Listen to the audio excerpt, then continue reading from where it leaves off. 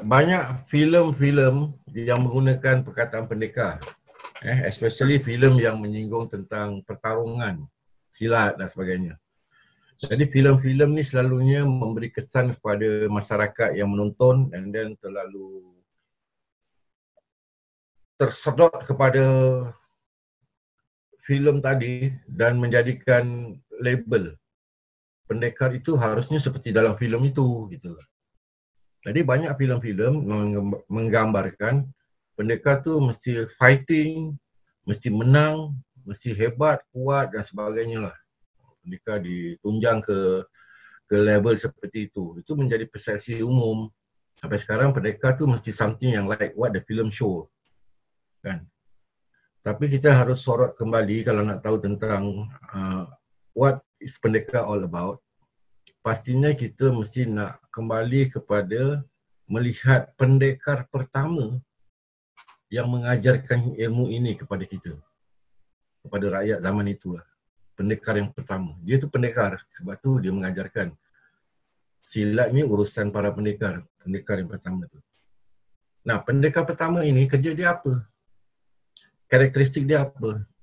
Apa motif dia mengajarkan silat ini? Jadi dia tu menjadi model, menjadi label yang betul. Pendekar tu seperti orang ini. Sebab dia mengajarkan kita ilmu dia dan kita harus mengamalkan ilmu dia seperti mana dia. Contohnya gitu kan. Kalau buah ini jatuh dari pohon ini, lalu jatuh ke bawah, dia akan tumbuh lagi daripada biji yang terbuang itu menjadi pohon, tumbuh buah yang sama. Kerana ikut daripada buah yang mana buah itu jatuh. Jadi seterusnya akan begitu. Nah, kita kalau belajar silat dari orang pendekar ini, dan akhirnya kita harus jadi seorang pendekar seperti dia, bukan seperti filem. Kan? Filem itu tak mengajarkan kita apa-apa ilmu, cuma cerita je. Nah, pendekar yang pertama itu, dia mengajarkan silat dengan tujuan untuk menyelamatkan Islam jangan sampai terhapus. Bila kerajaan dia jatuh, diserang oleh kuasa-kuasa barat yang membawa 3G, tahu 3G? The Three Glory, Gospel and Gold. Gospel ini apa? Kristian kan. Antara negeri Asia ni yang kalah dia punya gospel itu Filipin. Filipin kalah, orang-orang Islam dia lari ke Mindanao kerana the whole Manila sekarang terjadi Kristian apa tu? Katolik. Kristen Katolik. Kalah dia gospel kat situ. Indonesia alhamdulillah dia tak kalah dengan gospel tapi kalah dengan gold. Semua harta benda tanah Indonesia semua dibawa ke barat. Habis Indonesia miskin sampai sekarang, miskin. Dan banyaklah kegemilangan raja-raja dulu, the glory of the Malay Empire tumbang. Dikalahkan oleh glorinya orang-orang barat. Jadi glory, gold and gospel 3G ini yang menjadi prinsip kedatangan kuasa barat ke Asia itu mendominasi selepas perang. Jadi kerajaan penjajahan yang jatuh kerana serangan ini, yang cuba diselamatkan itu antara lain glory dia sudah habis, dia akan kalah. Kerajaan jatuh. Harta-harta paling tidak the heirloom of the palace dia dapat sembunyikan. Tapi Islam, gospel tu, Islam jangan sampai kalah dengan Kristian, gospel. Itu dipertahankan. Kerana itu diajarkan silat dengan berbaiat 9 taklik cimandi menjadi pegangan. Diajarkan. Orang belajar silat, dia memperkuatkan Islam dia. Jadi bila semua rakyat belajar silat, semua rakyat berpegang pada ajaran Islam. Itu kerja para pendekar. Para pendekar sejati itu mengangkat siar Islam. Dengan cara apa pun. Tapi kita dengan cara apa? Dengan cara mengajarkan silat, bela diri. Kerana bela diri itu perlu saat itu kerana menghadapi serangan daripada kuasa luar. Tentera dah tak ada, yang ada rakyat. Rakyat mesti bela diri daripada serangan tentera ni. Jadi keperluan di situ. Dengan keperluan bela diri yang mendesak, di situ digandingkan belajar agamanya. Jadi agama dengan budaya ni tak boleh terpisah.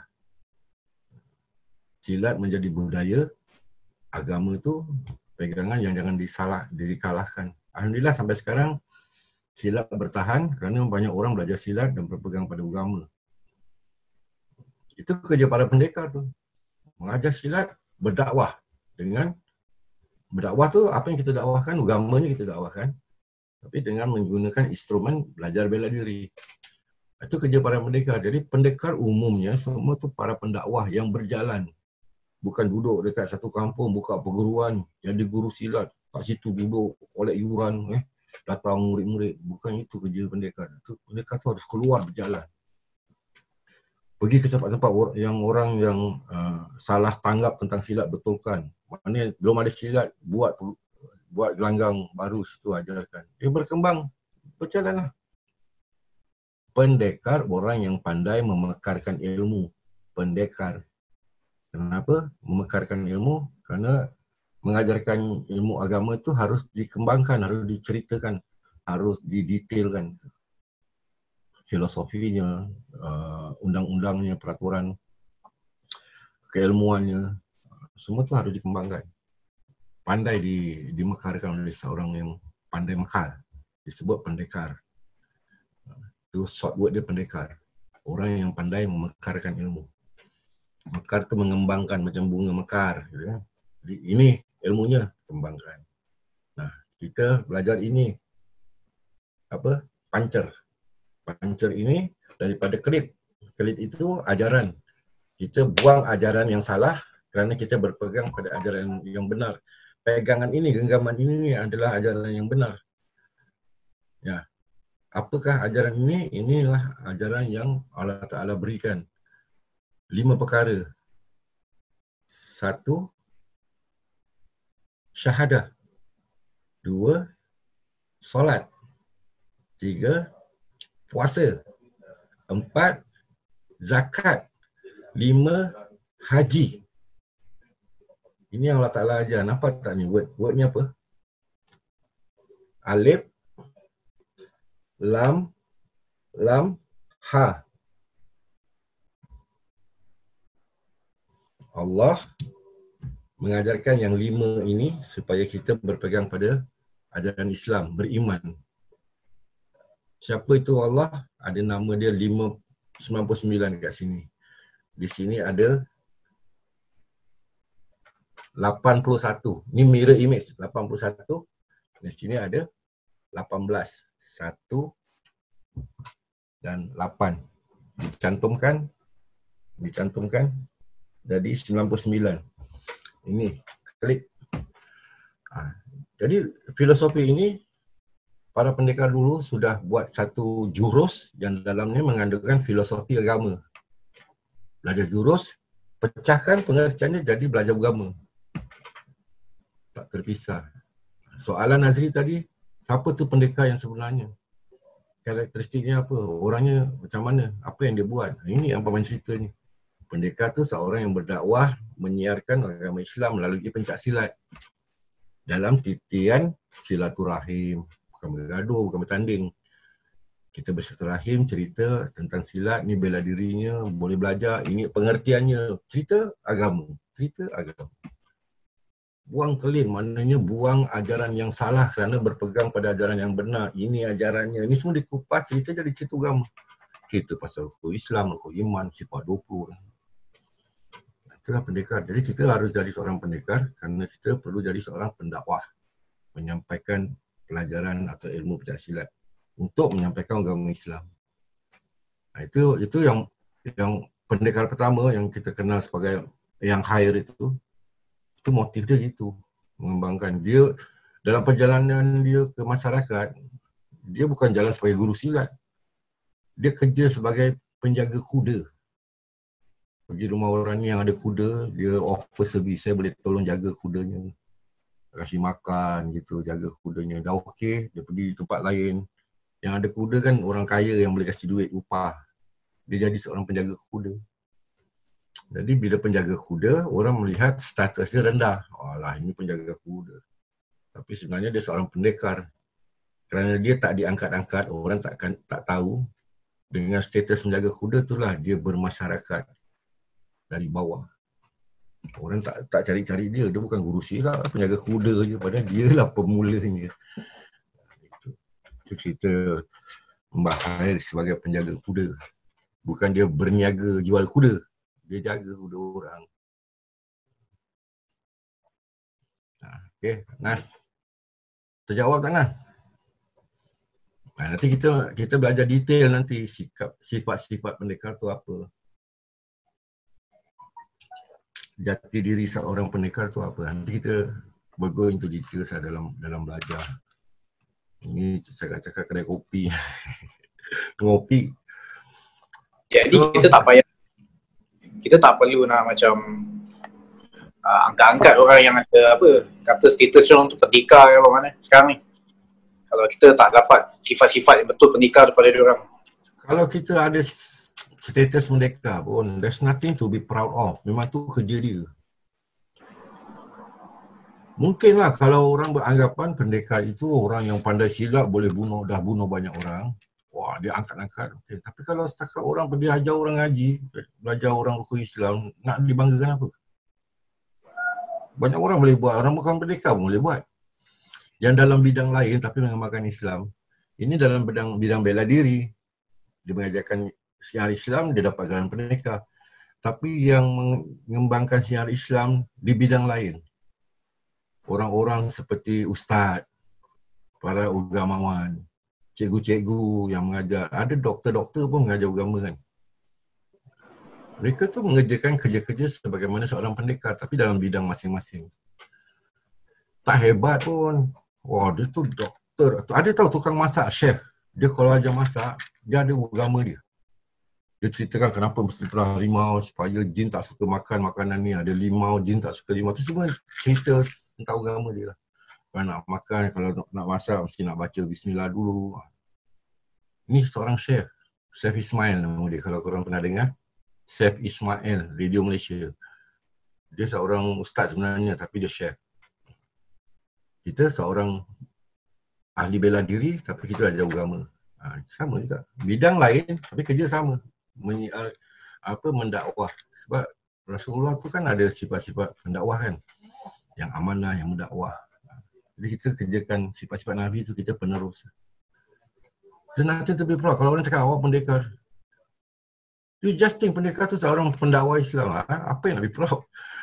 Kita boleh proud in front of Allah lah mungkin hari kiamat. Tapi at this world nothing to be proud. Pasal banyak orang yang buat ni kerja. Kalau kita salah tanggap, pendekar tu orang yang hebat, boleh bunuh orang macam-macam, pergi perang. Itu dah salah kau angkat tu, kau nak bangga orang gitu. Nanti to be proud.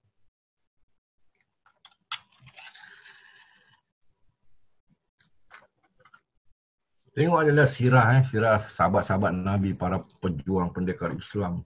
Sayyidina Umar Al-Khattab, Sayyidina Ali, yang hebat-hebat Diorang proud ke jadi panglima Islam? They don't feel anything at all. Bila Nabi Muhammad nak meninggal, nak pilih khalifah pertama, semua lari, boom, semua sembunyi. Tak nak, semua tak nak jadi pengganti Nabi. Terpaksa Abu Bakar yang paling tua, terpaksa. Kalau boleh dia pun tak nak. They don't feel proud at what the status people call them. These people call them. Paman ni ada lain sikit. Sikit je lainnya apa? Kenapa guru paman isytiharkan pendekatan Masih kat Singapura? 2010. Kenapa paman ditolak-tolak ke depan? Ni pendekar Cimandi, pendekar. Kenapa paman kena jolok dengan title macam gitu secara umum? Sebab itu ada agenda guru kita. Guru kita tu seorang yang bijak sebenarnya. Bijaksana. Dia tahu di zaman dia tu banyak para pendekar yang akhirnya meninggal secara tertutup. Orang tak kenal mereka tu pendekar. Mereka tak mau dikenal orang. Tapi guru paman tu fikir, kalau seterusnya macam gini, orang mencari-cari pendekar, dia tak akan jumpa. Dia akan jumpa pendekar yang di filem. Pendekar yang betul dia tak akan jumpa. Jadi sudah masa pendekar itu keluar, tunjukkan contoh, kemudian dengan harapan masyarakat akan kenal pendekar yang benar bagaimana keadaannya dan sekaligus dapat menghimbau pendekar-pendekar yang sembunyi ini keluar sekarang. Dah masanya kita ajarkan masyarakat yang betul, persepsi yang betul. Itu paman tu jadi dia punya try out lah. Jadi bahan lah. Yuk paman keluar, mengaku sebagai pendekar, isytiharkan, paman buat. Biar yang pendekar lain mengikut, keluar, jangan sembunyi-sembunyi. Dah sampai masanya kebenaran tu benar-benar didirikan. Berat sebenarnya paman nak terima ni tugas. Tapi memang sudah itu harapan guru, mudah-mudahanlah apa yang paman buat ni selama ni belum terkeluar dari landasan. Paman pun sejak kebelakangan ni, setelah 2010 sampai beberapa tahun kemudiannya, setelah paman push nama pendekar Temasek sampai jadi brand. Sekarang kalau dekat Facebook orang tengok paman selalu sign kat bawah paman. Kalau dulu paman type pendekar Temasek kan. Itu untuk branding paman tu jadi arrowhead tembus. Sekarang rasanya dia dah bergerak sendiri. Jadi paman sign off paman. Kenal paman sebagai paman sudahlah. Cerita-cerita pendekar ni dah habis. Untuk paman lah at least.